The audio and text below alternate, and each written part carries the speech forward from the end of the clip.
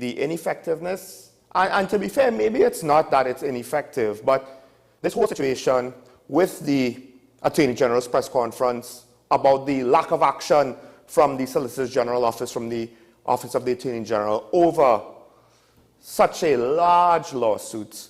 I think normally when you see lawsuits for malicious prosecution or unlawful arrest or detention, you might see a couple $100,000. 20 million is way in excess of any judgment awarded to any plaintiff that I have seen for a case with these general details. I mean, 2.1 million is pretty high. 20 million is, of course, it's 9 men involved. That to some extent does compound the circumstances of the situation.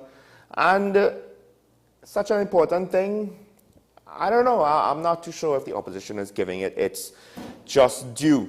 Of course, Carnival is continuing to roll forward, and there's an interesting situation with glass bottles and Carnival, or glass and Carnival, aka public is not allowed to have them in their hand. That's fine, except I just do wonder exactly how much plastic are we intending to deal with in the cleanup? What are we going to do with it when it's over? And of course, when they ban styrofoam, we ask, well, what about plastic?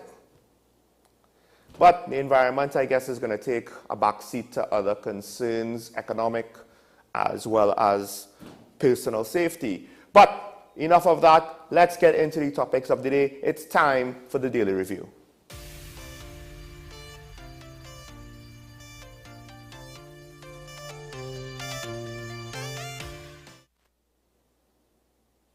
And our first story is an unfortunate one and something that is important to me. As you all know, my family has a business in tourism. And, well, there are issues now with the cargo ferry. One of them is pretty straightforward. And that is basically that the cargo ferry was not able to operate for about 4 of the last 5 days. I haven't necessarily gotten word if it was able to sail yesterday. And given the fact that, you need to have these sailings on a regular basis to ensure goods make it to Tobago, right now Tobago more or less relies on all of its physical products that it cannot produce itself to be brought in on the Cabo Star. So when you have disruption for a day, that's kind of bad. When you have a delay of 4 days, it's not just the fact that the people had to go without goods for 4 days, but there will be a backlog. And the backlog, it's not like it's going to be easy to catch back up. You're not going to be able to just throw extra sailings of the Cabo Star. It's a slow boat for a reason, right? You're not just going to tell the crew, hey, you know what? Do 2 more trips. Do another round trip today. Somehow. Squeeze it in. When? So we've already seen what happened at the start of the current administration's tenure, way back in around 2015, when they had issues with the ferry. And the issues weren't necessarily their fault. It's a complicated matter when you are trying to replace and maintain these large vessels. This time it's about a ramp. And I can understand that it gets damaged and okay, maybe, can't fix it today for today. Maybe not even today for tomorrow. But 4 days on a ramp, you don't have a backup plan, you can't think of something. I mean, are you waiting for the part to be flown in? I say that, of course, with sarcasm. Then on top of that, there's also the fact that, well, the Chief Secretary of the THA, he's asking, why is there a limitation of bitumen being allowed to be transported in the Cabo Star? We need bitumen to repair roads. What's going on? Apparently, the Chief Secretary was not even necessarily told directly, but rather the THA heard a rumor and then they had to go and confirm the rumor themselves. Why wasn't the THA consulted? I mean, we're not talking about the THA has a pottery making business and they were looking to bring in clay, or the THA is manufacturing canned goods and they were looking to bring in raw materials. This is about raw materials for road infrastructure. It's a government function. And right now, it seems as though perhaps the port might have made this decision on their own. Is it that there's a limitation? Maybe the damage of the ramp had something to do with it. Maybe a bitumen truck damaged the ramp because it was overloaded. All right, okay. But it seems as though details are not necessarily forthcoming. So I'm not entirely sure if the limitation is per truck or just how many tons in general.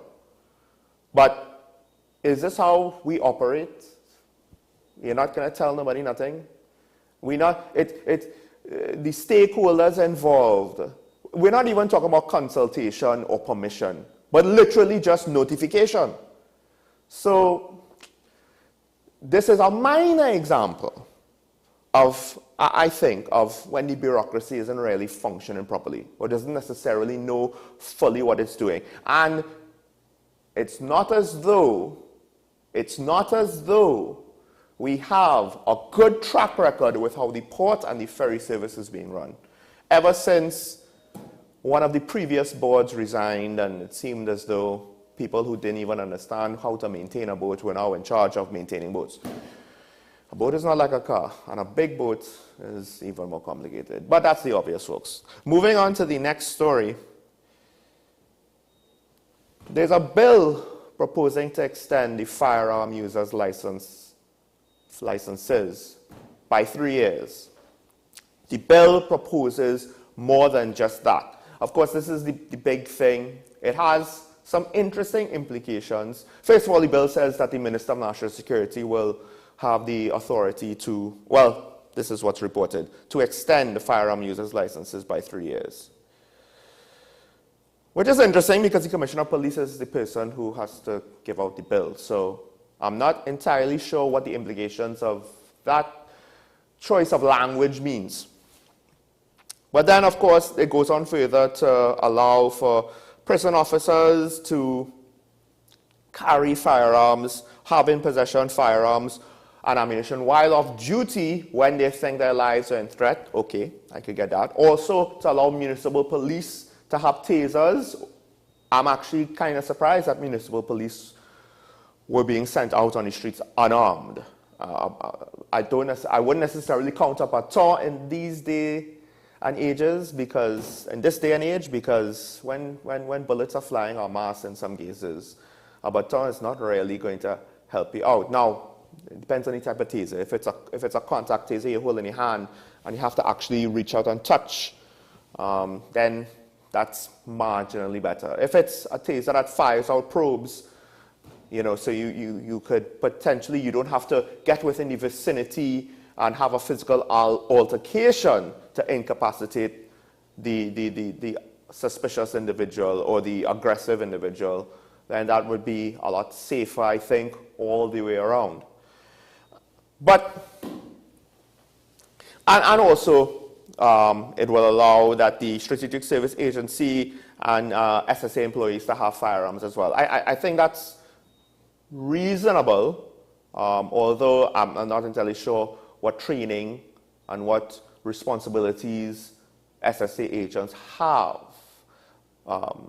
In theory, police officers will have training with regards to not just how to use a firearm, but the rules of using a firearm. So now this is, hopefully, we don't just hand out guns to people, but then they're not properly trained in when and how they could use it properly and responsibility. Because if you're attacked in public and just whip out a gun and just fire at the attacker and you're not properly trained, you are liable to probably have your bullets hit something you didn't intend for it to hit, like an innocent bystander.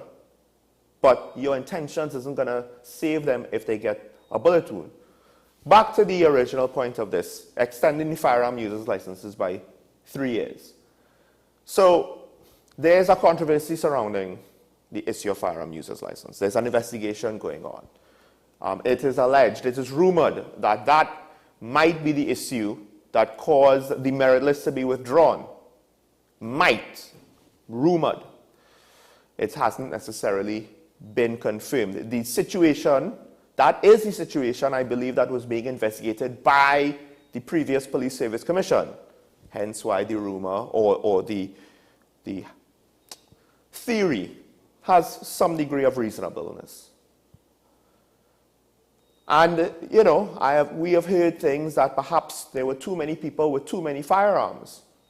And right now, there are businessmen and private citizens who want to have firearms to defend themselves, but don't have access. I mean, the current environment and circumstances, of course, are not making it easy. But then to have the capacity now, by law, to extend the existing, those who have guns already, well, their license will be valid for 3 years. And the minister, the political appointee, not the independent office, or the supposedly independent office of the commissioner, will have the authority or over that determination. That's interesting as well. There's another rumor with regards to giving out firearm users licenses. That's very political, but I won't go into that yet. Those who know might know and figure it out. But it's interesting, again, that the Minister of National Security is the one, I think, maybe I'm wrong, maybe that observation is much to do about nothing, but the Minister of National Security being the one to grant the extension, the political office, the member of cabinet, when the licenses are supposed to be given out by the independent office of the Commissioner of Police. Let's move on to the last story. And who could have seen this one coming? Certainly not Talking Point. Oh no. We are just as surprised about this as anyone else who has not followed the story of EFCL. What's EFCL? We've never spoken about EFCL on this show. EFCL is just Education Facilities Management Company that was responsible for managing schools, you know, for carrying out the maintenance and the renovations, etc., etc. It managed the facilities. It more or less went bankrupt. You know, bailiffs, I believe, had to go into their offices to claim property in order to try to pay off claimants in a lawsuit or court action. My colleague might, when he arrives, might be able to correct me if I'm mistaking the details. But regardless, a company put in place to run the school facilities of the nation ran out of money. And for all intents and purposes, stopped operating. The employees were just left, you know, dangling in the wind. And now, because we were told MTS is taking over the responsibilities, and we, from the beginning, anticipated, well, the same thing is happening in MTS. We've heard that more or less a similar situation is happening with MTF. And lo and behold, 620 million. The Ministry of Education is the largest debtor at, I believe it's over 300 million. Let me get the correct figures here. I don't want to misquote. 350 million. I mean, the police owes 32 million, the judiciary owes 92 million, the THA owes 14 million, HDC owes 14 million. I do remember one former commissioner of police did complain that he wasn't able to pay off his contractors. I wonder if even at that time MTS was one of the contractors. And we know that the state doesn't like to pay its own entities that it owes, at least with regards to TNTech. And now, 350 million by the Ministry of Education. And this figure, the key to this figure, folks, not only is it the largest figure, but the key to this figure, I mean, it's over 3 times as much as the next largest. But the Education Ministry, I believe, got the largest allocation at around 7 billion. I could be wrong. But it was, if it wasn't the largest, it was one of the largest. And they have a bill of 300 million. Here, we ain't even reached the EFCL bill yet, of what that may or may not be. Because contractors who did work for EFCL, not entirely sure if they got paid. They were the ones that went after EFCL for money. One of them, or some of them. But now, 350 million, that is going to keep growing because we haven't gotten any sort of indicator in any way that the situation has improved in any capacity. What this says, basically, is that the situation is exactly what we thought it would be. And I don't have an issue if the government transparently comes out and says, look, this is literally the books. All the money we have, all the expenses we have, and we have to make hard choices. But the hard choices should not be telling the nation that there's $1 billion surplus while debts to public entities by other public entities or national ministries continue to accumulate. What sense does that make? Anyway, we'll continue to monitor this because it seems as though somehow we have managed to create a money pit with regards to our national administration. Our education system is now a money pit. What else could go wrong? Folks, let's take a break. When we come back, we will be getting into our topic of the day. It is the carnival season, and we want to remind you a little bit about yesterday. Stay tuned on WESN. This is Talking Point. We'll be right back.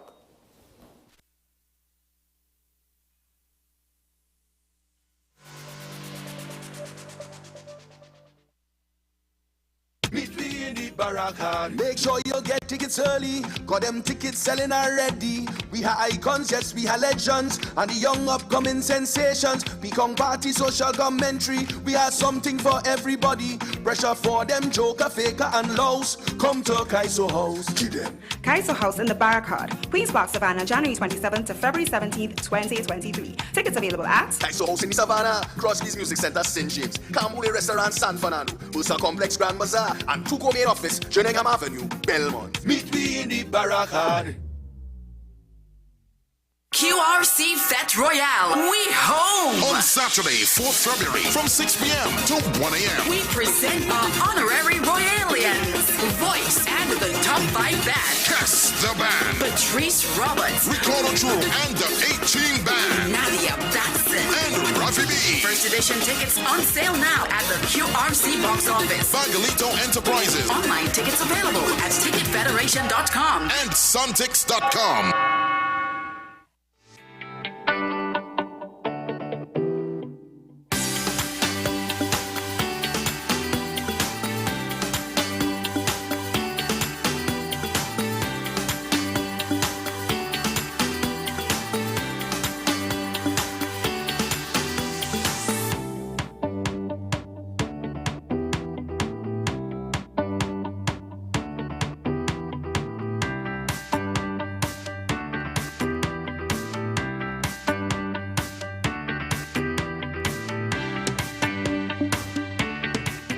On Friday, February 3rd, at the Central Bank Auditorium, it's Light Up the Night, Volume 3, a veteran calypso showpiece. Come, enjoy a night of stars to light up your night with Tobago Crusoe, D. Alberto, Chalk Dust, Ray Hallman, Leston Paul, Short Pants, The Bagman, and Alexander the Great. Showtime, 7:30 p.m. at the Central Bank Auditorium. Tickets cost $250. Get your tickets now at Crosby St. James. Mesa Limited at 628-5092 or 628-5094. And at the Central Bank box office on February 2nd only. Call for reservations at 621-2288, extension 6345. Don't miss this veteran calypso showpiece, Light Up the Night, Volume 3, Friday, February 3rd.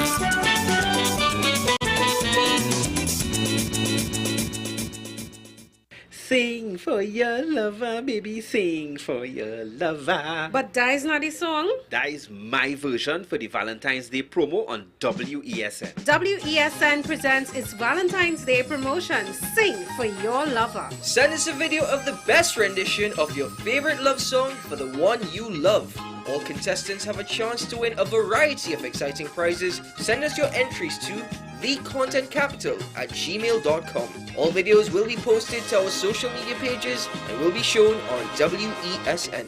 Well, okay then. Let me sing for my lover. Let me sing for my lover. My lover.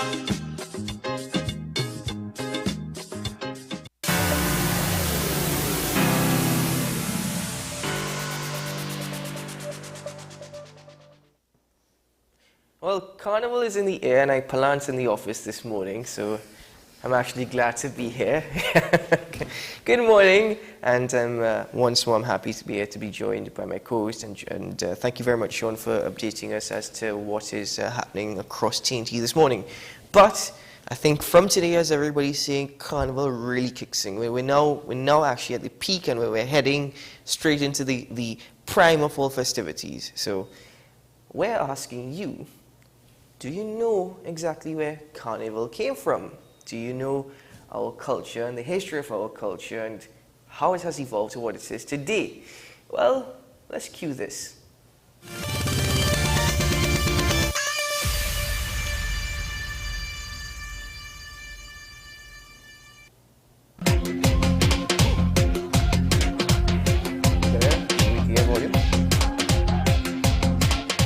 It is said about Trinbagonians that if we are not celebrating Carnival, we are preparing for it.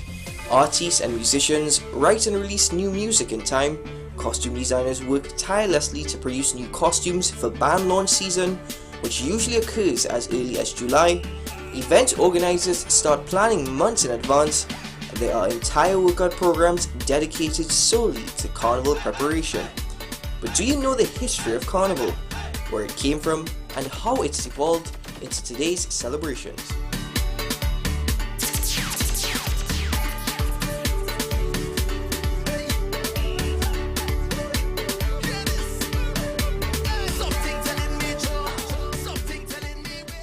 It was in 1776, the Spanish royal José de Galvez issued a cedula of population, or a decree, that effectively invited residents from surrounding French territories in the Caribbean to move to Trinidad.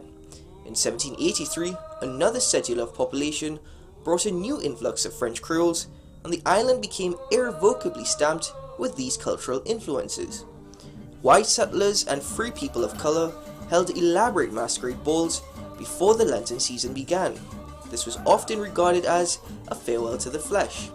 However, the enslaved could not take part in these celebrations and would observe them. It is then they decided to hold celebrations of their own. Their celebrations were held during the same period as the harvesting and burning of sugar cane. Consequently, their celebrations became known as Cans Brûlés, and eventually Can Brûlés. The celebrations would include dancing, singing, costumes, and mockery of the people who held the masquerade balls. These celebrations symbolize defiance and liberation, but has evolved to represent a Caribbean identity. Trinidad and Tobago is a melting pot of various ethnic groups who influenced our carnival and our culture as we live it today. An example of this is the arrival of indentured laborers from India in the late 19th century, which had a profound effect on carnival celebrations. They introduced chutney soca, which developed in the 1900s and is based heavily on soca music infused with classical Indian music. Chinese, Syrian, and Lebanese immigrants were also instrumental in shaping carnival celebrations, as well as Trinidadian culture as a whole. Carnival, like any celebration, has evolved over time. That being said, the spirit of carnival is still alive. Modern carnival looks quite different from Canbully, but most traditional elements are still very much alive. Calypso is still played and sung, traditional costumes are still worn, and stick fights still take place. However, these traditional practices are no longer the focus of the main celebrations. Today, carnival is less about religion and more about culture. It is a time for people of all ethnicities and religions to come together to have fun.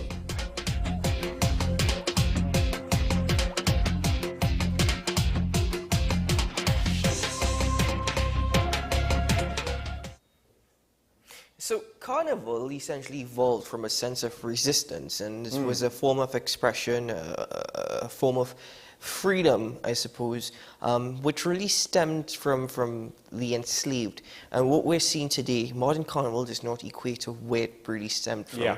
And I think this is very important for people to understand our history, our culture, simply because I think everybody is of the opinion that that carnival is just a jump up, it's just a let go, and to a certain extent it is. I mean, that's what the enslaved did. It was a form of mockery for the French who came to Trinidad and Tobago following the schedule of the population, and it was also a form of it had many different reasons and purposes. Kaiso was a form of expression where they would essentially, at one point in time, it was seen as a form of news, a form of journalism, you know, speaking about societal issues. And to a certain extent, that is what it is there, though I think one can make the argument that we are losing the true essence of what Carnival was. I mean, when it comes to that aspect of resistance, in some ways, I think you're correct. Now, the irony is, I think that the current street mass might resemble maybe Carnival at its roots, when it was essentially that the slaves were looking to do their own thing and probably started off very minimalistic. And then the mockery got more pronounced with the various costume characters, particularly with the Dame Lorraine and characters like that. That was a direct characterization or caricature of some of the outfits that the masqueraders and the balls would have worn. But in some respects, you know, in a way, the sheer revelry that we do sometimes decry might actually reflect the celebratory aspects of how it started. Now, the flip side to that is the revelry is very commercialized, and a lot of the traditional cultural aspects are getting sidelined, I guess you could say. And one of the things is like the music now, the commercial music is party music, whereas the social commentary of Kaiso and Calypso is taken second fiddle. I think Calypsonians back when I was growing up, like Kitchener, Sparrow, whoever, those were names that as a child I might not even necessarily understand what it is they did, but I knew the names. And then interestingly enough, it's amazing how Calypso evolved, because you saw Calypso starting off in the early 1900s actually, from around Kaiso came and it evolved to Calypso to soca, and then you had social commentary coming from people like Attila the Hun, for example, and Lord Pretender.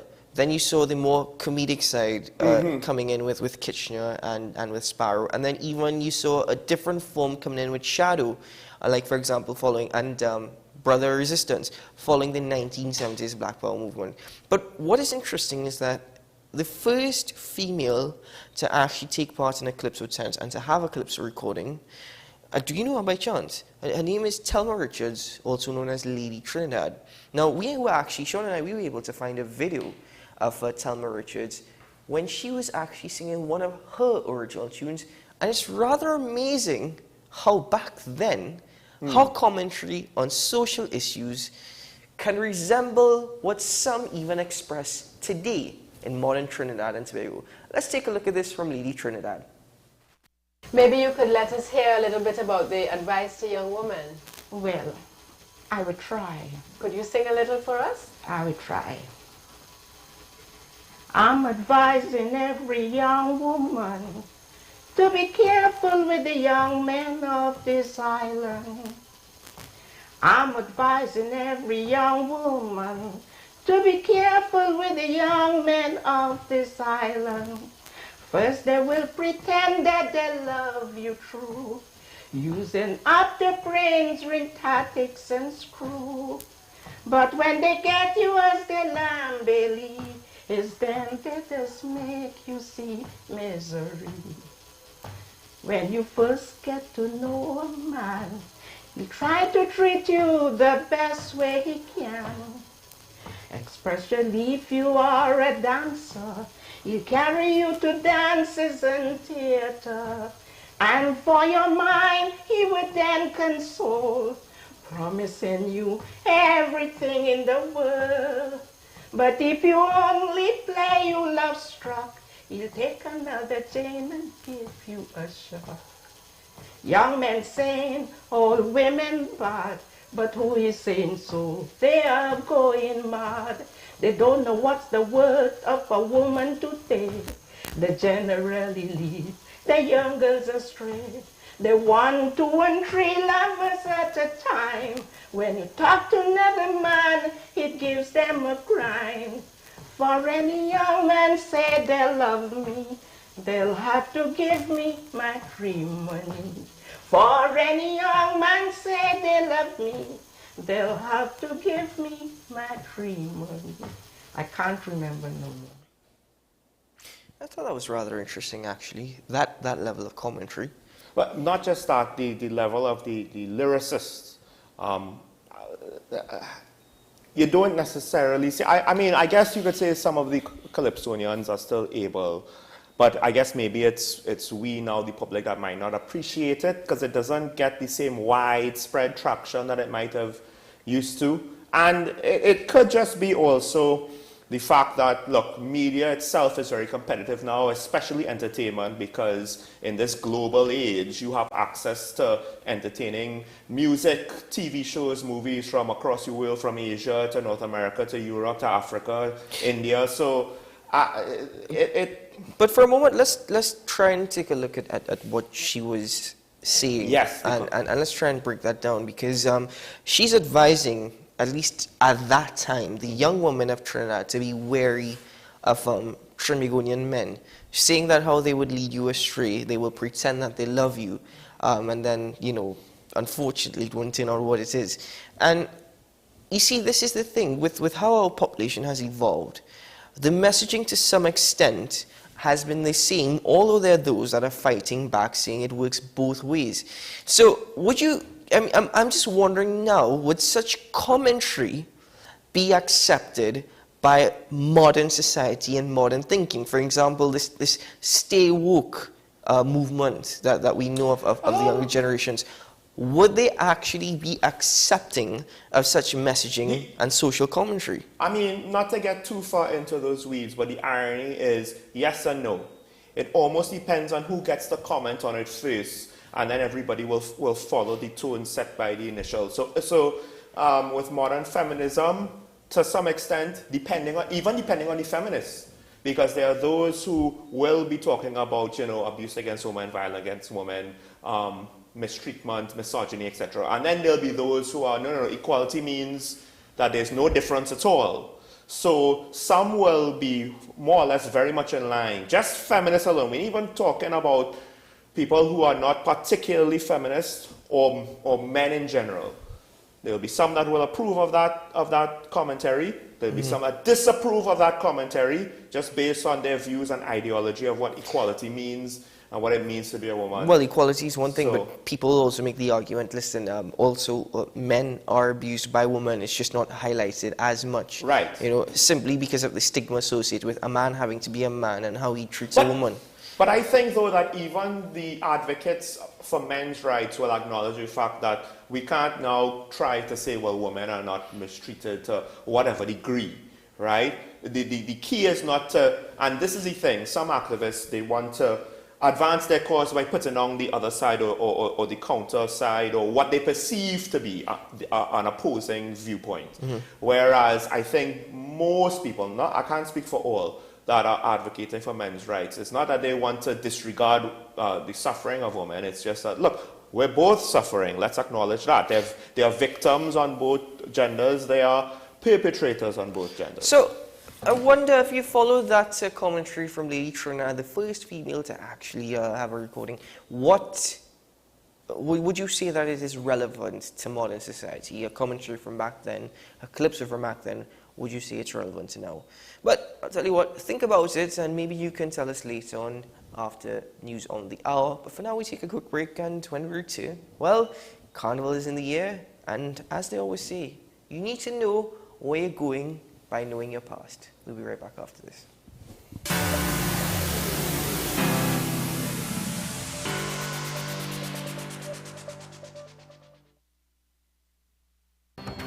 The issue the continued rise in the price of flour and its impact on the cost of living in Trinidad and Tobago. How should we go about it? I want to ask you what has been revealed to you about the state of vulnerability in the country because of this exercise and because of what we're going through. Is the government losing the war on the vaccine front? The discussion should revolve around the common good for the greatest number of people in Trinidad and Tobago. How do we inculcate a sense of respect and regard for people who may not be of your own political ilk or persuasion? The communities are now being used by political opportunists. So when the tables are turned, it's the same way.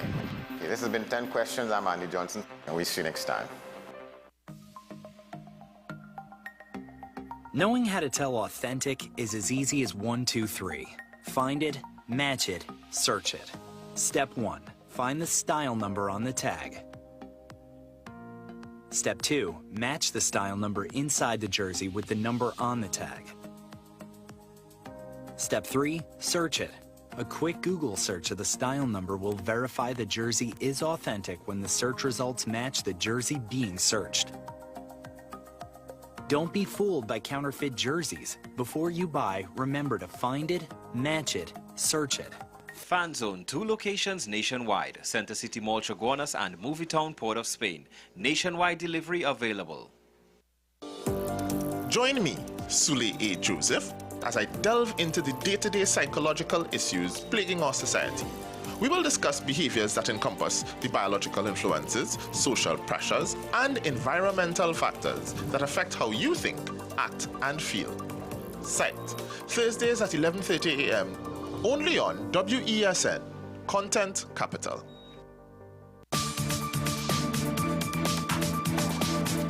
I am Rondell Donowa, attorney at law and host of Strictly Legal on WESN Content Capital. Strictly Legal is a legal program geared towards informing you, the public, of your legal rights, responsibilities, and remedies.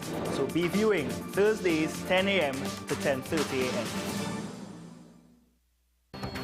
The issue, the continued rise in the price of flour and its impact on the cost of living in Trinidad and Tobago. How should we go about it? I want to ask you what has been revealed to you about the state of vulnerability in the country because of this exercise and because of what we're going through. Is the government losing the war on the vaccine front? The discussion should revolve around the common good for the greatest number of people in Trinidad and Tobago. How do we inculcate a sense of respect and regard for people who may not be of your own political ilk or persuasion? The communities are now being used by political opportunists. So when the tables are turned, it's the same way.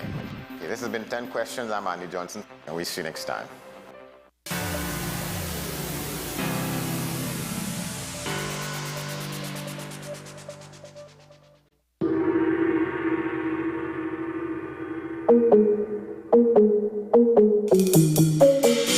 Don't worry, lover. Don't worry, friend. Don't worry, partner. You go see thing again. Don't worry, lover. Don't worry, friend. Don't worry, partner. This is not the end. We time coming back again. It's so much my heart could take. I feel like I'm born again. Welcome back to Talking Point. Very quickly, I just need to correct myself. Lady Trinidad, her name was Thelma Lewis, not Thelma Richard. So just as we're trying to educate you, I made a little faux pas. So I'm glad I have the opportunity to correct myself. But anyway, as we continue this morning, Talking Point is pleased and very much privileged to welcome to the conversation as we speak about Old Mass traditions and how it is important to us culturally. Well, we're joined by carnival researcher Mr. Omari Ashby. Good morning, sir. Morning. Pleasure to be here. Well, Mr. Ashby, thank you very much for joining us. You know, the commentary this morning started off about Old Mass, that we must know where we came from in order to know where we're going. And modern carnival looks very much different to where it originated from, Canbule. Is it that Canbule is becoming more of a lost culture? I don't believe so. You know, there's always been that idea that carnival is dying and certain aspects of it are dying off. That is the natural order of anything, right? Some things will be more popular than others in any particular time. But however, what carnival has always been is contemporary. So even though, and I just want to make a correction, people interchange old mass with traditional mass. They're two distinct things, right? And I think what you're speaking to is traditional mass, even in its, even in the form that it is also contemporary. People are putting those traditional mass archetypes in contemporary forms. So carnival has always been a dynamic, moving, living, contemporary space for art, and it continues to be that even with the traditional masquerade. So there should be no fear of it dying. We should pay the due concern and so forth, but in terms of it dying, we're far from that. Well, so is it that you're content with the level of participation and how should I put this? Well, never content, but we have to understand. Okay, so let me do a very brief history. The Cambule side of the carnival has always been in contention with the Mardi Gras side of the carnival from the very beginning.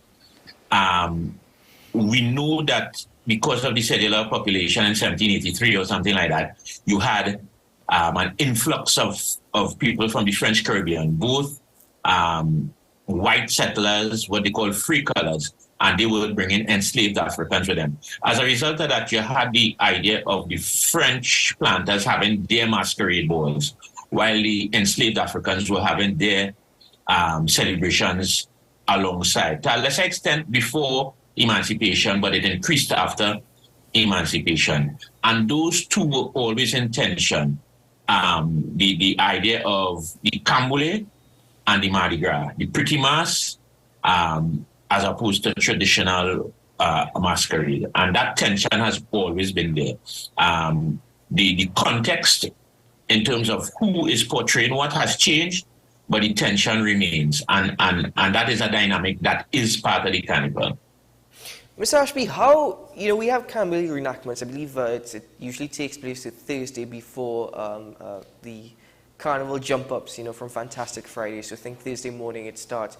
But how important are these reenactments, especially now in modern society for Trinidad and Tobago? Well, there are a couple of sites that this happened, right? So the UE has an Olia that happens, this year it's happening on the 12th. So that happens on a Sunday from about 12 o'clock. So there's that, and there's a lot of traditional mask characters from the more common Dame Lorraine, Jab Malasi, Blue Devil, to the less common Cow Mask, the Gorillas, and that sort of thing. Also, you have a reenactment of the Cambule on the Friday before the carnival happens, and that has now become a staple in the city. That is, if you look at it and see the attendance there, you will understand that the subscription to that kind of element of carnival is pretty impressive, considering some people think that it's dying. But if you go to the Greens on Piccadilly, a huge turnout. UWI's Oliad, Guyana's a huge turnout as well. And like I said, there can always be more interest in it. So I'm not trying to say that, yes, it has the same interest perhaps as what we call the pretty mass. But there is an attention being drawn to it. People are participating. There are certain families who do certain kinds of masquerades that are encouraging it, that are welcoming people. So while it may not be at the level of the pretty mass, and we always welcome and hope for more attention on it, it is still vibrant to a certain extent. Could it be because growing up, I wasn't necessarily informed about a lot of the aspects of traditional mass. I only learned about a lot of the details when I had to do research for a previous show where we were delving into all the different characters and where they came from and what do they mean. And outside of that, I got sprinklings. So could it be that perhaps now in 2023, there's so many people who are unaware, it might actually be, at least to some, interesting again and something ironically new to them? I think so. There's always a learning curve because of how we approach our culture in Trinidad and Tobago. Our curriculum really lacks in-depth analysis and in-depth teaching on most parts of our culture, right? So for social studies, we get a sprinkling of whatever is in the air at the time. And I think we have to look at it a little deeper than that because society is built on an understanding of themselves, of itself. And if society to build, we have to understand who we are, why we do certain things. Why is there Mokojumbi in Trinidad? Why is there Dam Lorraine in Trinidad? Why is there Baby Doll in Trinidad? And in examining those things, we may find out stuff about ourselves that can help us in the now. And I think a lot of it is that lack of knowledge that you spoke to. And people generally, when they find out about these things, there's an excitement because they never knew. It's like you said, it's new for a lot of people, and so there's a bit of excitement that now is happening around these masquerades forms. Mr. Ashby, you noted a distinction between traditional mass and old mass, and I thank you for that. I'm just wondering if you're able to elaborate a bit further on that distinction. So old mass is actually a form of masquerade that involves parody, that involves more. So old mass, you will see more placards, right, where you're either poking fun or bringing attention to a particular issue, So somebody there was an issue some years ago where people were complaining that they weren't able to use the bathroom in banks. And so on Juve morning, somebody may bring an old mass about that, right? Saying by putting on a placard, you can't make a deposit in the bank and have maybe a toilet bowl on the stage. And so that is old mass, where you make fun. But these characters that are on screen right now, that is traditional mass, where you see the sailor, the dragon, and this would we call it traditional because they were some of the earlier mass forms in Trinidad, right? But traditional has now also been updated. So some people are doing modern takes on these things. So sometimes you see blue devils with glowing eyes and different things. So they do it's based on the tradition, but they update it with contemporary themes, technology, and all of that. Go ahead.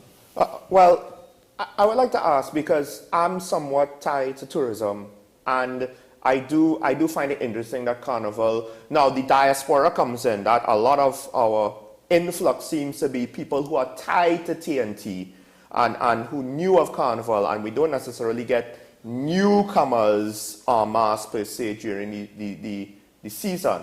But do you think that traditional mass should really also look towards trying to get itself, a viable tourism product? Because we know that traditional mass characters were used to welcome cruise ship arrivals, and the cultural aspects around the world are utilized for tourism. Do you think that we're not really living up or underutilizing what we have here?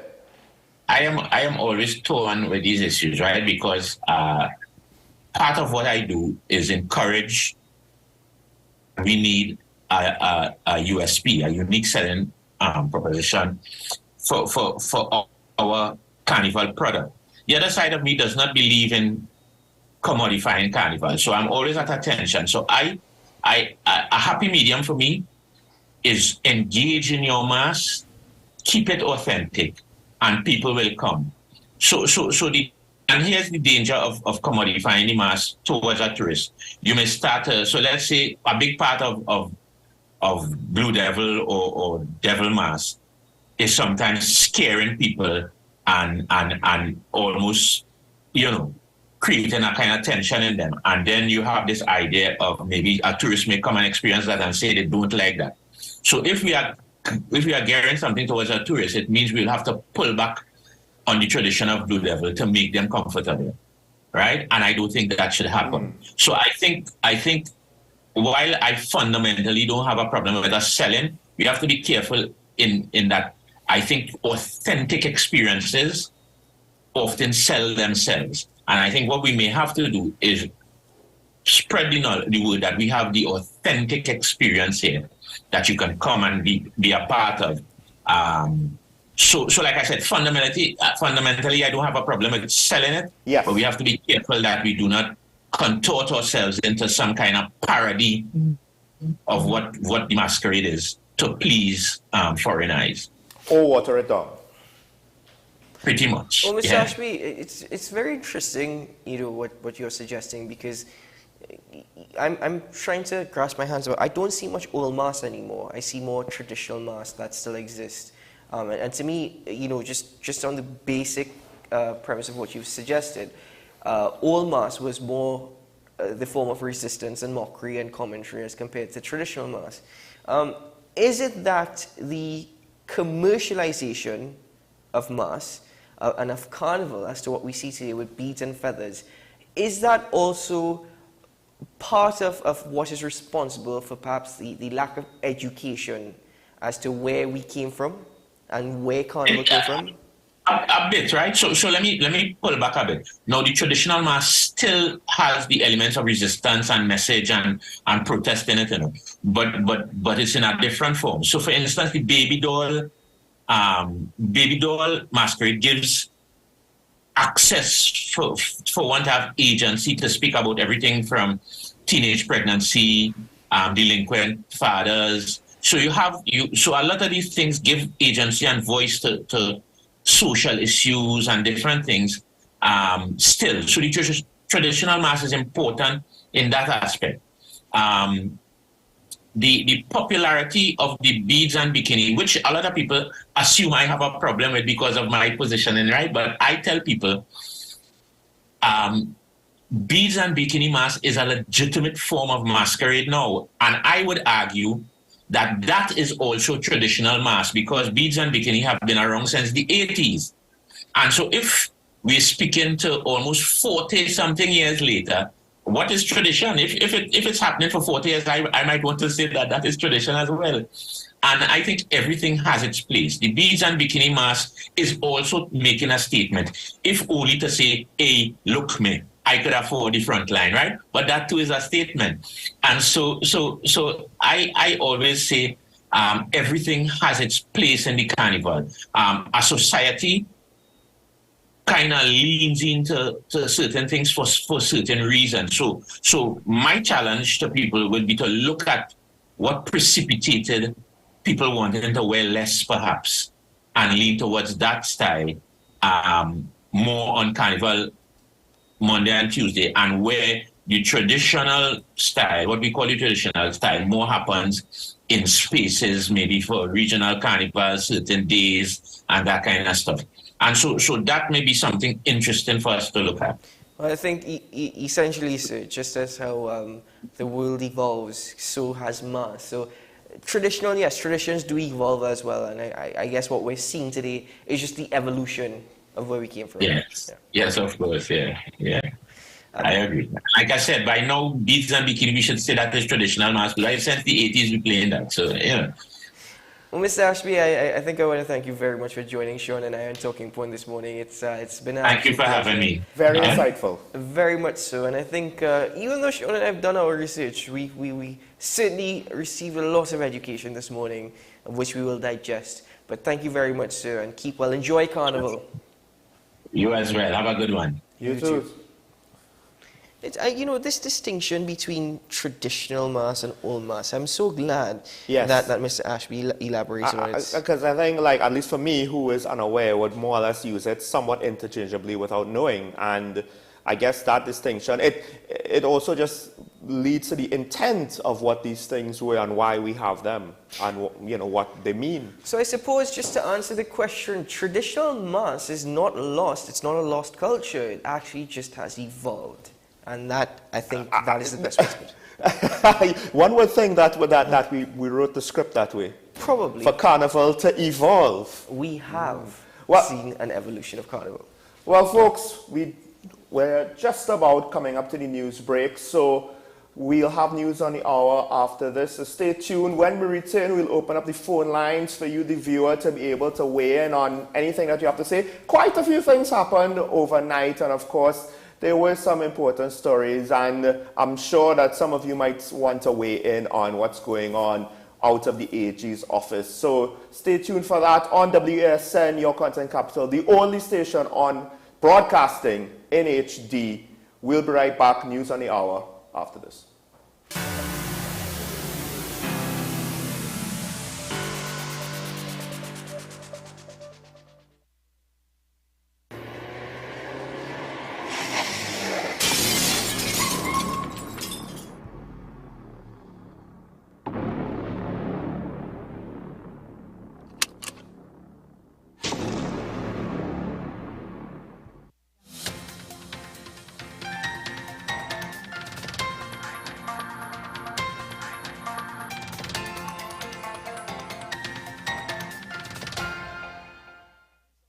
Here's your WESN News on the Hour. I am Denise Martin. Thanks for joining us. Here are the headlines.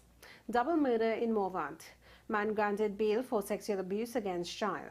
Attorney describes AG's statements as unfortunate. And internationally, thousands without power in Texas following ice storm. Now for the details. The bloodshed continues with yet another double murder. Reports say the killings occurred in Morvant. 2 men were gunned down at Crow Trace, Chinapoo, Morvant around 2 a.m. The deceased were identified as 30-year-old Cody Robley and 35-year-old Dwayne Danglad. A 43-year-old man was granted bail in the sum of $300,000 after he was charged with 2 counts of sexual penetration of a child. Reports say the 12-year-old girl was at the man's home on June 6, 2018 to watch television. The man allegedly took the minor into the living room where he had inappropriate sexual contact with her on 2 occasions. The victim subsequently informed her mother of the incident. Attorney for 3 of the 9 accused in the Vindra Naipaul Kuhlman case is commenting on the statements made by the Attorney General in regard to the file having disappeared. Speaking with WESN's AM Prime, Attorney at Law Mario Merritt described the AG's choice of words as unfortunate. I don't work there, so I don't know the inner workings of the Attorney General's office. But if you use this term disappeared, I think if it got there, say it's misplaced. Disappeared has such a connotation as though something evil, something sinister happened, as opposed to things get filed and misfiled. That is not unusual or uncommon, but to use the word disappeared, it gives an impression as though something happened. In international news now, hundreds of thousands of people are still without power after a deadly ice storm thrashed parts of the southern U.S. this week. U.S. airlines have cancelled about 3,000 flights, with airports in Dallas and Austin being the most impacted. Dozens of car crashes on slick roads were reported due to the bad weather, killing at least 8. The ice storm came to an end on Thursday, the National Weather Service said. Well, that was your news for the hour on WESN. I am Denise Martin. Thanks for watching.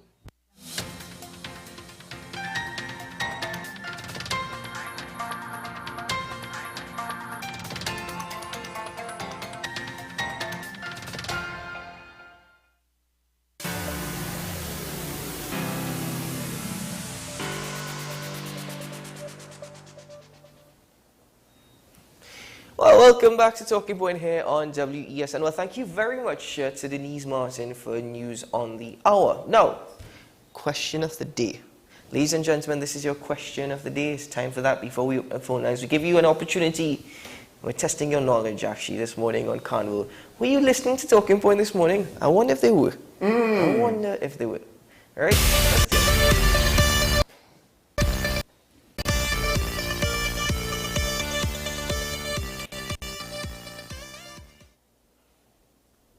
So this morning we spoke about many things, but who was the first female calypsonian to make a recording for calypso?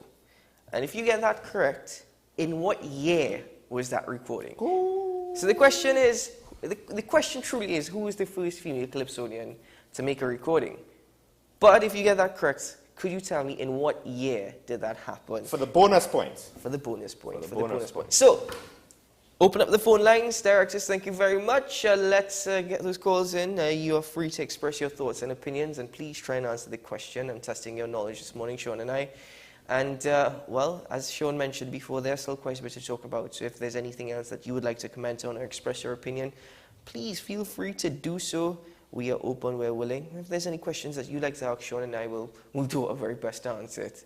But in the meantime, whilst we are awaiting your calls, Sean Michael Small, I just want to take this opportunity to just quickly comment on a situation that I suppose, I think you said it rightfully. Who saw it coming with respect to MTS? Oh, yes. I've been waiting for this because you weren't here at the top. Because I want to hear what you have to say. Keaton, who saw? I don't know of anybody that's sitting to my right wearing a black jacket and a black t-shirt that saw this coming. I don't know of anybody, not at all. I think I should get an award for predicting what to me was the obvious. MTS took over from the Education Facilities Company Limited when EFCL declared bankruptcy.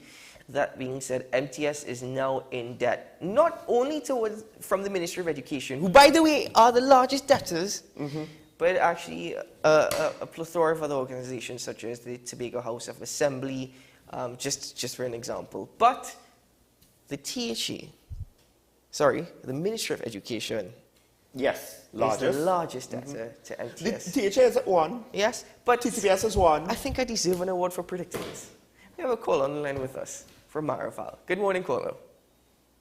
Hi, good morning, fellas. Good morning, fellas. Good morning. Mr. Michael Small. Yes. I guess you will be more aware of what I'm saying.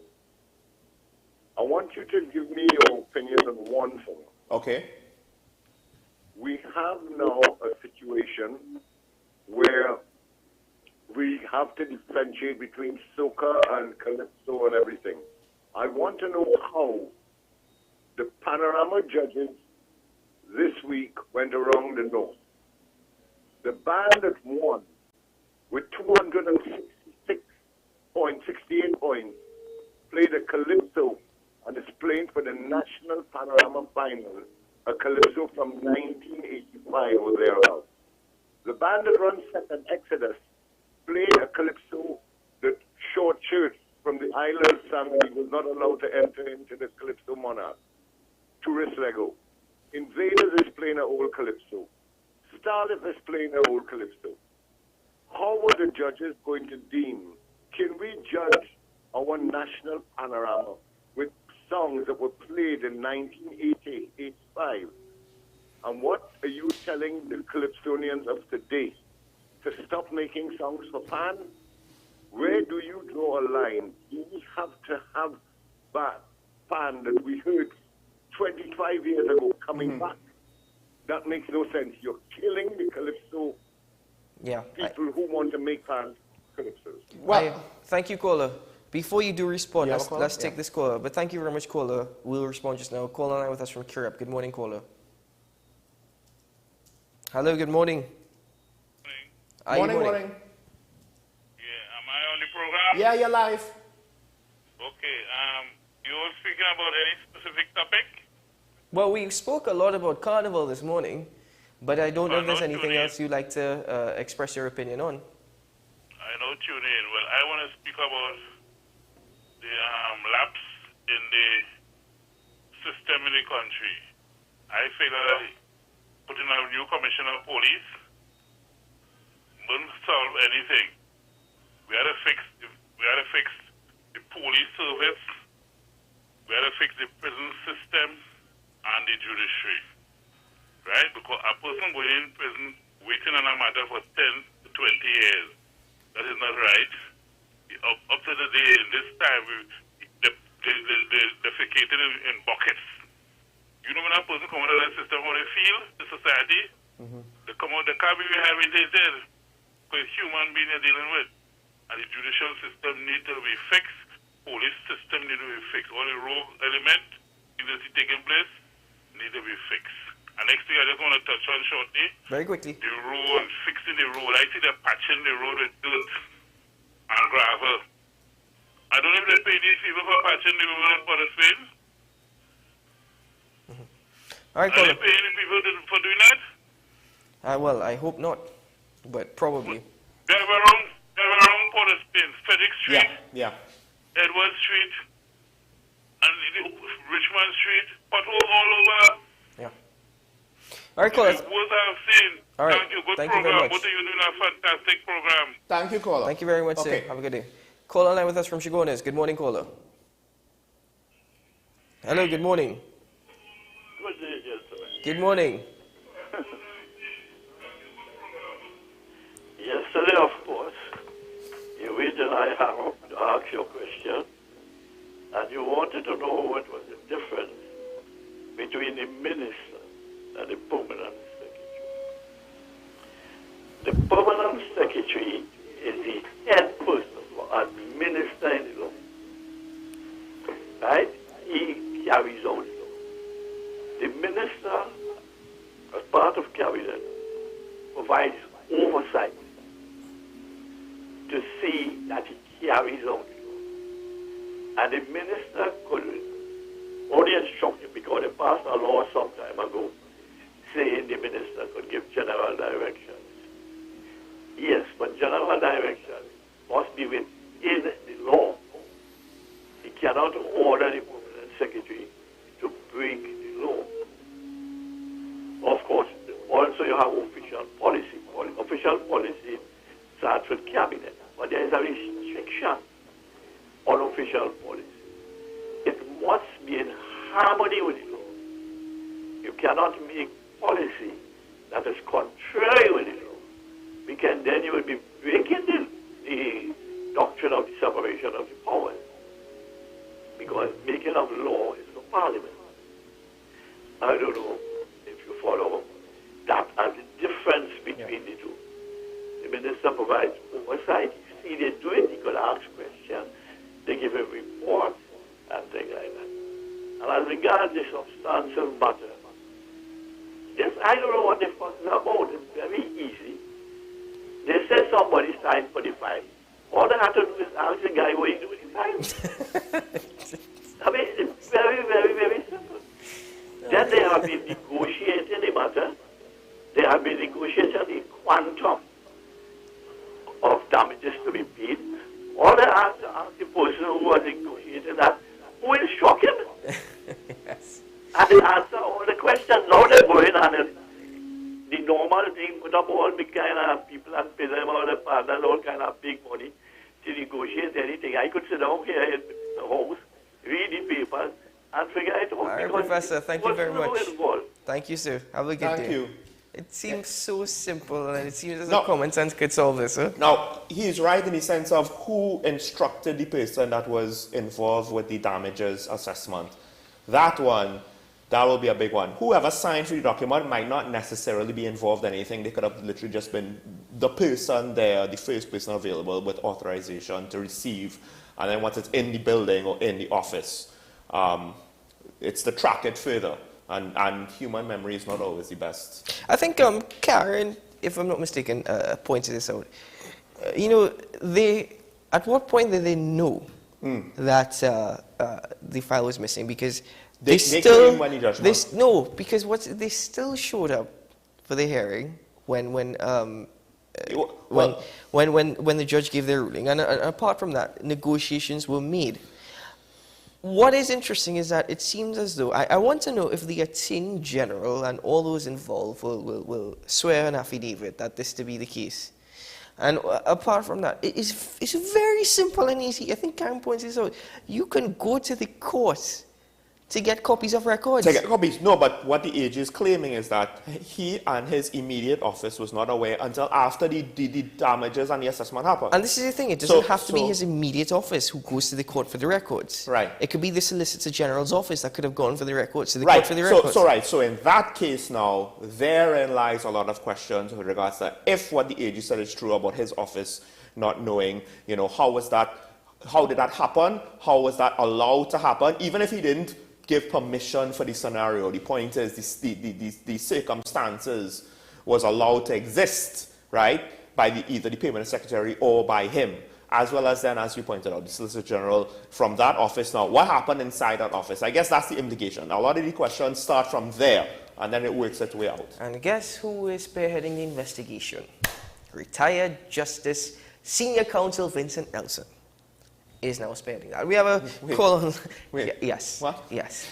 Good morning. Good morning, caller from Diego Martin. Morning, gentlemen. Good morning. Let's just put a little thought into this. An electronic file was not created. You know what I mean? I have a small business. That's the first thing I just do. Thank you. Bye. Thank you, caller. That's a good point because they got it electronically from the judiciary. You would think so. You would think so, but then again, I think common sense is not equal to politics, and politics is not equal to common sense. Well, I just want to respond to the first caller from Marval. I don't necessarily see any harm by playing a calypso from 1985 in Panorama today. I don't see it, especially if somebody has passed. And I think Shadow was one of those calypsonians that they were trying to just, as part of, I suppose, his memory and his legacy.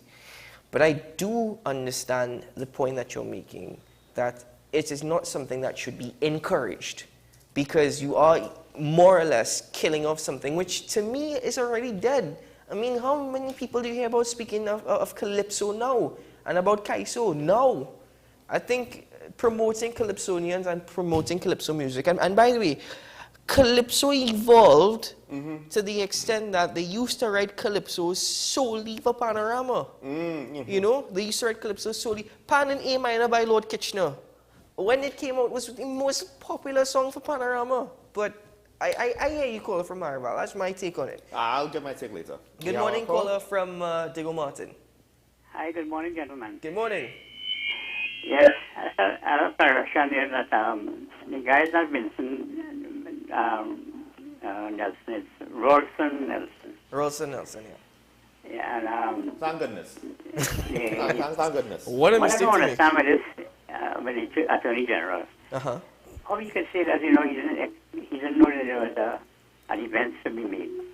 When the claimants made a request for $3.5 million, and they stopped paying $1.2 million. So could he not know when there was a defense or some sort of thing? So it does not up, and he has so much things against him, and I think he should really resign himself. And this thing that recently came out this morning with him is the next bacchanal business. So these people, I don't know where they get in these kind of people from to put them in those kind of positions. I mean, he's supposed to be a good person, but he has not proven to be like that. Yeah. And to your question, what you're asking here, I must confess, I saw the name on the TV video this morning. Some Richard, and I can't remember the first name. Yeah. So, right. You all know that. I saw it on your show this morning. Don't worry. Thank you. Have a great weekend. So I'll give you the answer just now, but I need to not Palance into the studio again because it seems to have made quite a few faux pas, right? Justice Stanley John is leading the investigation, and Rolston Nelson is actually advising the Attorney General on the way forward with the investigation as well as the appeal. He did say he didn't want to have himself for a client. Right. So I concede that I made some mistakes. Please forgive me, big mistakes to make. But Stanley John is leading the investigation, and Rolston Nelson, he is advising the Attorney General. So we just bear that in mind. Call line with us from San Fernando. Hello. Hi, good morning. Good morning, gentlemen. You look sharp in this dress down. But first thing, ICNTT should take 4% increase all around. And now the Prime Minister, the Attorney General, and the President joined the disappearing act. First, the merit list disappeared. And now the report, a voluminous report, just disappeared. And those 3 people are involved. You know, Houdini or Mandrake the magician, maybe they could replace them. Thank you. Thank you very much, Kola. Thank you. Well, at least the disappearing act will be more impressive that way. Just to get, okay, so let's have the question of the day once more, so that we give viewers the opportunity. You have about 7 minutes to call in and try and answer this question. Who is the first female Calypsonian to make a recording? Well, we spoke about it earlier on in Talking Points. You know, we spoke about it earlier on in Talking Points. So we're just testing your knowledge this morning. I don't know if you want to give your opinion now with respect to the... So here's the thing. I like our guest, I'm torn about this because we have to leave room for merit. And if the current crop of calypsos just do not lend itself for pan composition, or for the composer to come up with something that he likes and he wants to go, or she wants to go to something older, I have no issue with that. I think, and also there's something good about, going back to some of the old tunes for the sake of nostalgia. However, if it's widespread, if it's universal, then that's a sign of a problem. And is it that our current crop is just, maybe the lyrics are there, but the melodies aren't there, or the compositions aren't there? I don't know what it is that caused the composers for pan to prefer the older tunes, or maybe they just, maybe the pan composers lack creativity and they're using the past as a crutch, but something is there that has to be solved. But on the surface of just using a nostalgic tune, I don't necessarily have a problem with that. If next year the winner is the same thing, and the following year, and then all the top 3, top 5 all do it, well then yes, we have a problem. I think what it is too, perhaps using the old, I mean, this year's soca is not where everybody expects it to be. For the mother of all carnivals, we haven't had the mother of all soca songs, so it's probably the same for Calypso as well. We have what, more like the substitute teacher of soca songs? Yeah. I don't even know if you call it the substitute teachers, the foreign exchange students. Some of them are okay. Some of them are okay, but they don't have the punch. I'm not saying that they're bad. It's just that I can recall years where every time you hear that soca song, you just can't wait to get it. But I think maybe perhaps what we're seeing as well this year may allow or lead to the instigation of Calypsonians, modern Calypsonians, try and actually tweak their tunes, their melody, their lyrics. So it could lead to that. Maybe next year it might be better. I'm being hopeful. It depends on where the issue lies. If the issue lies with the modern compositions, well then right, maybe they do need to improve, and because that would be a bad sign. But the issue isn't necessarily with them, huh? Like I said, the issue could be with the pan composer as well. So it just all depends. What was the last time you heard of a good calypso? I mean, when was the last time you heard a good calypso? I mean, the last good calypso I heard was, funny enough, from Crazy, which is not too old to soca. Right? Yeah, that was a calypso, but that was the last good one I've heard. Call online with us from San Fernando. Hello, good morning.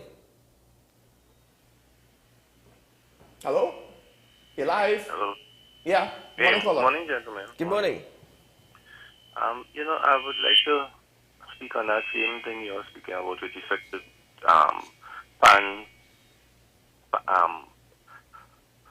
some of these pan sites deciding to play older tunes. But being in the arena, one of the issues is that what you're getting now in terms of calypso is really not conducive to pan, in the sense that, remember, a pan wants to play a popular tune, a pan wants to play a popular tune, and a tune with melody. What you have, you're not getting that in the calypso arena right now, and in the soca arena, those 120 beat and 140 tunes are really not conducive. Hence the reason they brought the opening, because that's been happening over quite a number of years. So hence the broadening of choices to say, okay, you can go back and use you could use a tune from whenever. Thank you. Thank you very much, Thank you, caller. caller. Well, yeah, so that answers that. And then, I mean, I would hope that, I don't think, though, that's a long-term solution. I think the long-term solution is, no. The art form needs to improve, get back up to standard. Why is it? Because we did it before. Why can't we do it again? Do you think Carnival now, modern Carnival, do you think it is, yes, we I suppose, invested $147 million into the mother of all carnivals. And I'm grateful that we are having some carnival celebrations. As I said, just bear in mind your health and safety. Don't be fooled, COVID is still around. But I think, is it enough support? Because these little things, as like what the caller from Marval has pointed out, and what the caller from San Fernando, he just made his point. Is just throwing a carnival enough support as is for the art form? The thing is, culturally speaking, who has done one of the largest jobs for carnival, right? Marshall Montano. His career, he's built his career. I'm pretty sure, yes, he won Super Monarch, so he got the prize money. But it's not as though he goes every year to the Ministry of Arts and Culture, I need a grant for my next record. And that's the thing. Like, to some extent, it's not, yes, for cultural traditions, there should be some grant money, but we can't rely on the government, right, wholesale. Ways to make it viable. And that's why I asked the question of our guest, Mr. Ashby, with regards to tourism. And I understand his point, and I think he understands where I was coming from, right? By making it, you commercialize it, not in the sense of, okay, we water it down and make it pleasing to the most number of people. No. But we uphold the traditions to keep the quality, right, while marketing it and making it presentable, right, and figure out a way, especially with marketing, to differentiate. He made that point, a unique selling point of our carnival to others. And then it also then, not only is it a way to help sustain the industry, but it helps be further ambassadors of the culture. Yeah, but Sean, not everything, because you went to government grant, not everything has to be a government grant. But I mean, the allocation of 140, that's just from the government. That's just the government spending money on carnival and having to through carnival. Not everything, especially for artists, has to be government grants, and not everything has to be just carnival alone. Right. It could be year round. This is why you have foundations like ICNTT. Which is underfunded from what I understand. And I wish that a lot more could be done, as you just mentioned, with respect to marketing. Not everything has to be going to the government for dollars and cents. Other support areas are essential. You use the example of Marshall Montano. Marshall Montano built up himself utilizing carnival and utilizing the commercial carnival. You remember when he came back in, I think it was 2011 for carnival, when it was $2 million, he wasn't in Soca Monarch for some time. So the thing is, I'm just trying to figure out, boy, oh boy, I bet you are going to get a lot of flack for this, but has Marshall Montano really contributed to the culture? Has he, because I hear what you're saying, but has he really contributed to it? Has his style evolved? People might argue yes. If you take a look over the years, he's gone from more power soca and hard soca to more groovy, and he's now trying to infuse it with R&B, he's trying to infuse it with classical. So I'm just wondering, Marshall Montano saw an opportunity and he took it, right? But has there been more support for Marshall? That way he has been able, that way we deem whatever he does as a contribution. Has there been more support and more gearing towards Marshall? Here's the thing, Mr. Ashby said this himself, or he alluded to this thing in many ways. One of the things that he said was that society leans into certain things for a reason. One of the other things he said was, well, modern mass as we know it really is 40 plus years old. So is that not traditional? So then now, as a further extension, what is cultural? What is the culture of carnival? If the vast majority of people are going to evolve the culture in this direction by their choices of how to participate, then to what extent could others now say, well, no, this is not true carnival? Well, it's not what it was, but it's what it's turning into. And I don't think that that's necessarily a bad thing, because at the end of the day, it is something that that is commercially viable. Therefore, it does not need any outside assistance to continue to thrive and exist. Don't you think that some of these more veteran soca artists, again, I could use the example of Marshall, again, you could even make the argument that Patrice is a veteran now in the industry. Don't you think that they probably should be doing more to help foster the new generation of entertainers? Because, I don't know, to me it seems as though they're doing their own thing, they're making their money, they're earning their living, and once they get their share of the pie, and they have gotten the share of the pie, it doesn't matter what comes next. The part of the problem with that is not everybody is called to be a teacher or can be a guide or can be a coach or can. You could pave the way by doing, right? And to some extent, those that have come before, they have paved the way. They have shown the blueprint. Marshall, even some of the not so old, not so young ones, Destra, Patrice, whoever, right? Their careers are paths that guide future careers. You know, now we have Voicey.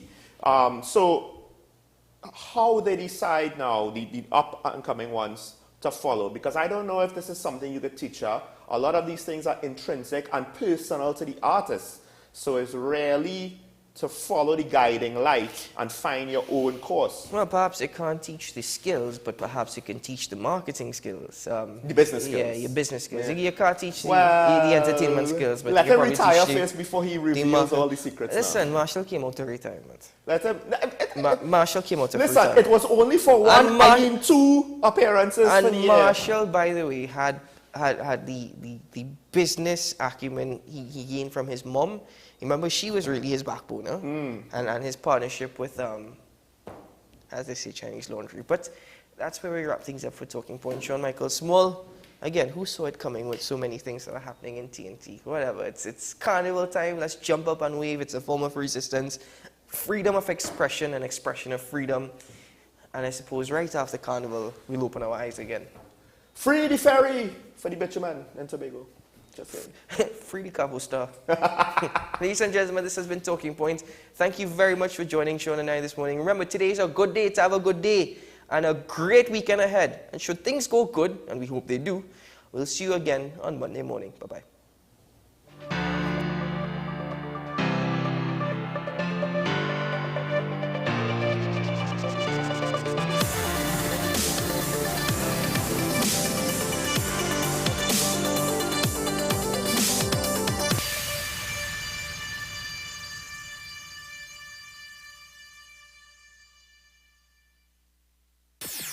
WESN.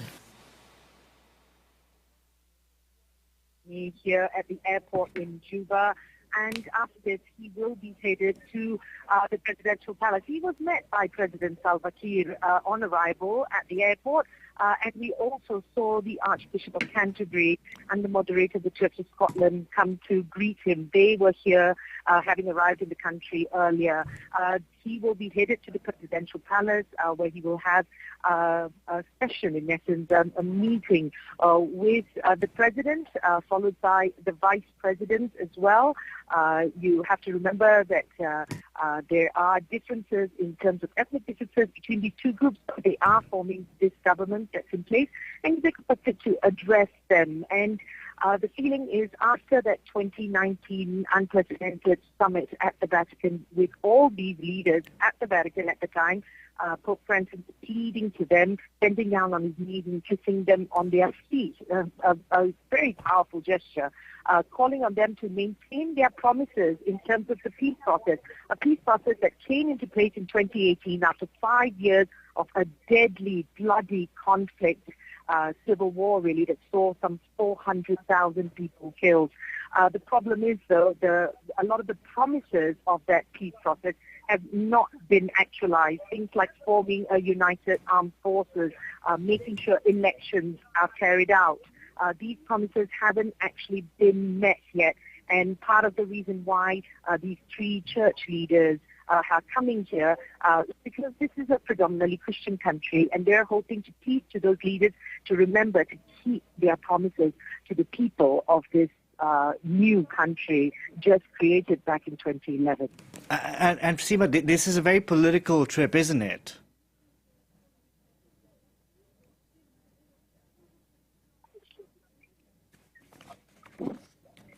Seema, we seem to have lost the connection with our correspondent Seema Gupta, but as you can see, Pope Francis has landed for that 3-day visit in Juba. In other news, the EU's top leadership is in Kyiv for an EU-Ukraine summit. It's the first to take place since the country was given candidate status last June. Brussels is pledging to support Ukraine while at the same time trying to rein in expectations for a speedy membership. The European Council President Charles Michel spoke to France 24 earlier. Here's what he had to say. It's a sign of the European Union's determination and also a sign of unity. We understood right away that we were faced with violent aggression by Russia and that it was a turning point in Europe's history. And this turning point required Europe's leaders to stand up, and that's how we immediately defined our strategy of maximum support, financial, humanitarian, political and military, for the Ukrainian people. And also an international mobilization to try to isolate Russia and show that this flagrant violation of international law by Russia was a threat to the whole world. Now, for more on what Ukrainians are hoping to get out of today's summit, here's France 24's Gulliver Cragg reporting from Kyiv.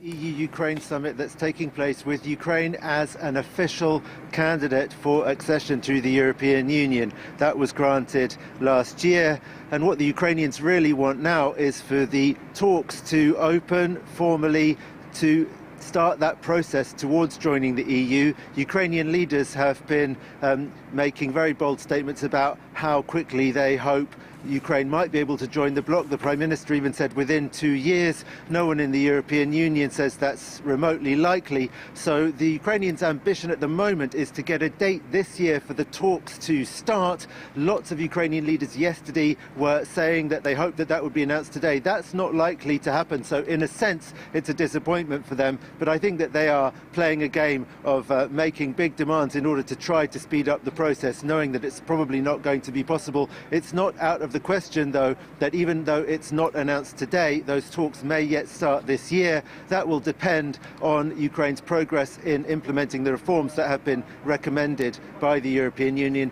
They're talking about having an interim oral assessment of those in the springtime, and then it's in October that the next European Union decisions and announcements on potential enlargement and therefore on the possibility of starting those formal accession talks with Ukraine will happen. Gulliver Cragg reporting there from Kyiv. Next, a giant spy balloon has been spotted flying over the United States. According to Pentagon officials, there is no doubt the balloon is Chinese. China, meanwhile, says it's verifying the incident, adding it wouldn't violate international law. The discovery of the balloon comes days before a planned visit by the U.S. Secretary of State to Beijing. Lisa Kamenov reports. This thing is up in the sky. It's been there stationary for about the last 35 minutes. Hovering over Montana state, this balloon was caught on camera by curious citizens on the ground. The Pentagon suspects that the flying object has been sent by China to survey sensitive military sites located in the area. Experts say it's the first time that a spy balloon floats around for such a long time in American airspace. They have done this before, but it's not common, and the surveillance balloon is believed to be loitering longer than previous surveillance balloons that the Chinese have sent over. It may be loitering longer in certain places to surveil areas where the Chinese believe there are U.S. military installations. U.S. intelligence services have been closely monitoring the balloon's trajectory, but the object has not been shot down over fears of causing damage on the ground. Reactions from American politicians and even the Canadian Armed Forces flooded the internet as the U.S. and Canada took the balloon's presence very seriously. A high-altitude surveillance balloon was detected and its movements are being actively tracked by NORAD. Canadians are safe and Canada is taking steps to ensure the security of its airspace. Washington has conveyed the seriousness of the incident to Beijing. China's foreign ministry has responded saying that it is verifying the situation. China is a responsible country and has always abided by international laws and has no intention to violate the territory and airspace of any sovereign countries. As for the balloon, we're looking into it and hope both sides can handle this together calmly. The unexpected balloon visit comes just days before Secretary Blinken travels to Beijing to ease tensions over Taiwan. But should the balloon indeed be Chinese, the US meeting with China may not go as smoothly as intended. We can now bring in Matthew Power, teaching fellow in strategic and air power studies at Portsmouth University. Good afternoon. Thank you very much for joining us here on France 24. How is it that US officials are so sure this balloon is Chinese, even though it's still flying over US airspace? I'm not sure they can be 100% sure that it is Chinese, but given the scale of what we're seeing and the nature of the areas that it's hovering over and extending its time over, would suggest that it's an adversary looking to gain intelligence information, and this most likely points to China rather than any other nation. What is the benefit of flying a balloon over a country's airspace versus a satellite? They give you different types of pictures. So the balloon will be at a lower altitude and could therefore give you more intense pictures of greater clarity. They are also able to extend their time over any particular area that they are looking at, unlike a satellite, which has an orbit time of around 45 to 60 minutes and only gets passing images as it orbits around the Earth. So it's different things for different jobs. Now, from what I understand, the balloon is no longer flying over Montana, but it did fly over Montana. What would it be looking for? Again, it's difficult to know due to the classified nature of these military installations, but it might be looking for air bases, it might be looking for sites where nuclear missiles are held. It could also be looking for areas where command and control is conducted. Now, the balloon is still flying. US officials have ruled out shooting it down. Why would shooting it down be a problem? There are, I think, two reasons why not to shoot it down. The first and most pressing reason would be a lack of control over any debris that fell from the sky and not being able to control where it landed. And so that could put civilians and military installations at greater risk. The second possible reason could be that if this does turn out to be a Chinese spy balloon, and it's not been confirmed by Beijing at the moment, well, hello, that this could everybody. I am sitting in my driveway here. Just a question: why not use a drone? A drone would require you to be able to fly it in and out of the area, as the loiter time could only be for 24, 36, maybe 48 hours. And you would need to have lots of them in order to be able to keep the continual surveillance that you were looking to attain. So you'd have to actually either be in the United States or in a neighboring country. So how do they bring this balloon down if they're not willing to shoot it? Wait till it's over the sea? Potentially that could be an option. They could wait till it's in an area that's less densely populated or doesn't have any population at all and then look to target it. Or they could just simply let it fly and just take the risks that are incumbent with allowing it to fly over potentially sensitive military areas.